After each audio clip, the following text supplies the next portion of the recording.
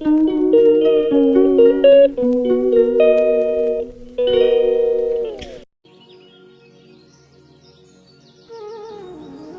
ದೀಪ ಮತ್ತು ಅದರ ಮಹತ್ವಗಳು.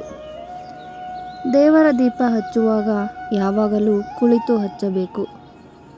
ಮನೆಯಲ್ಲಿ ಬೆಣ್ಣೆ ಕಾಯಿಸಿದ ತುಪ್ಪದಿಂದ ದೇವರಿಗೆ ದೀಪ ಹಚ್ಚಿದರೆ ಆ ಮನೆಯಲ್ಲಿ ಅಭಿಷ್ಟ ಸಿದ್ಧಿಗಳು ಲಭಿಸುತ್ತವೆ. ಲಕ್ಷ್ಮೀ ಕಟಾಕ್ಷ ಎಂದೆಂದೂ ಇರುತ್ತದೆ. ಹಸುವಿನ ತುಪ್ಪ ಸರ್ವಶ್ರೇಷ್ಠ.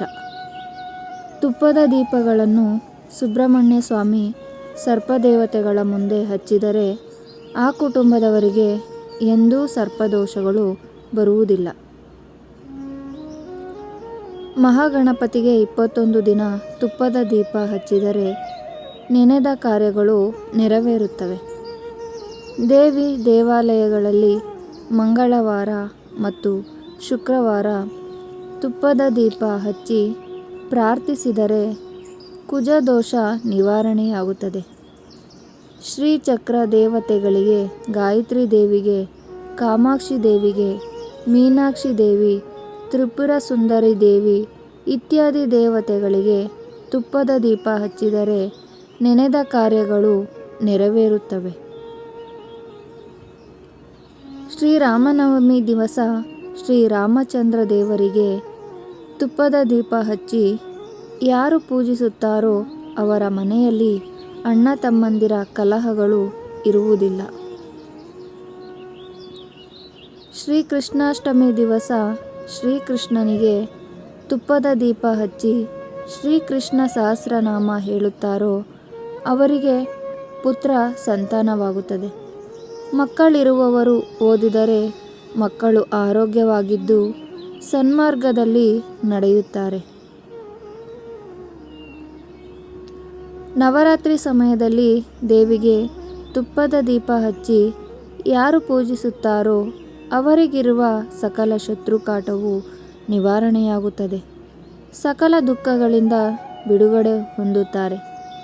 ಯಾರಿಗೆ ಮಕ್ಕಳು ಆಗಿ ಹೋಗುತ್ತಿರುತ್ತವೆಯೋ ಮತ್ತು ಮಕ್ಕಳು ಬದುಕುವುದಿಲ್ಲವೋ ಅಂಥವರು ಸಂತಾನ ಗೋಪಾಲಕೃಷ್ಣ ಸ್ವಾಮಿಗೆ ತುಪ್ಪದ ದೀಪವನ್ನು ಹಚ್ಚಿ ಸಂತಾನ ಗೋಪಾಲಕೃಷ್ಣ ಸ್ವಾಮಿಯ ಮೂಲ ಮಂತ್ರವನ್ನು ಭಕ್ತಿಯಿಂದ ಜಪ ಮಾಡಿದರೆ ಅವರಿಗೆ 1 ವರ್ಷದ ಒಳಗೆ ಪುತ್ರ ಸಂತಾನ ಪ್ರಾಪ್ತಿಯಾಗುತ್ತದೆ ಮತ್ತು ಮಗು ಆಯುಷ್ಯವಂತನಾಗಿ ಇರುತ್ತಾರೆ.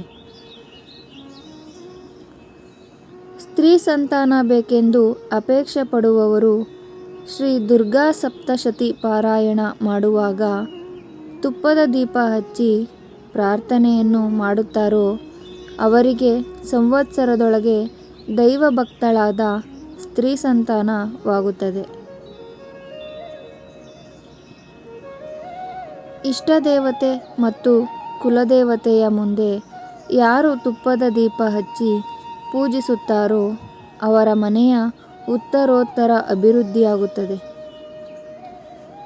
ಆಶ್ವಿಜ ಮಾಸ ಕೃಷ್ಣ ಪಕ್ಷ ಅಮಾವಾಸ್ಯೆಯ ದಿನ ಯಾರು ಸಾಯಂಕಾಲ ಗೋಧೂಳಿ ಲಗ್ನದಲ್ಲಿ ಶ್ರೀ ಮಹಾಲಕ್ಷ್ಮೀ ದೇವಿಗೆ ತುಪ್ಪದ ದೀಪ ಹಚ್ಚಿ ಶಾಸ್ತ್ರೋಕ್ತವಾಗಿ ಪೂಜಿಸಿ ಸಿಹಿ ತಿಂಡಿ ನೈವೇದ್ಯ ಮಾಡಿ ಮಕ್ಕಳಿಗೆ ಹಂಚುತ್ತಾರೋ ಅಂಥವರಿಗೆ ಮತ್ತು ಆ ಮನೆಯವರಿಗೆ ವರ್ಷಪೂರ್ತಿ ಹಣಕಾಸಿನ ಸಮಸ್ಯೆ ಬಾರದೆ ನೆಮ್ಮದಿಯಾಗಿ ಜೀವನ ಮಾಡುತ್ತಾರೆ. ಈ ವಿಡಿಯೋ ಇಷ್ಟವಾಗಿದ್ದಲ್ಲಿ ಲೈಕ್ ಮಾಡಿ, ನಿಮ್ಮ ಸ್ನೇಹಿತರಿಗೂ ಶೇರ್ ಮಾಡಿ. ಇನ್ನೂ ಉಪಯುಕ್ತ ಮಾಹಿತಿಗಾಗಿ ಸಬ್ಸ್ಕ್ರೈಬ್ ಮಾಡಿ. ಧನ್ಯವಾದಗಳು.